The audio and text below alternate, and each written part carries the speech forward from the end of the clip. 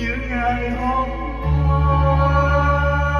Nhiều năm xa hạnh phúc anh muốn bên em, cuộc đời này duy nhất nỗi nhớ quá dài, và cũng đã đủ lớn để mong bé lại như ngày hôm qua.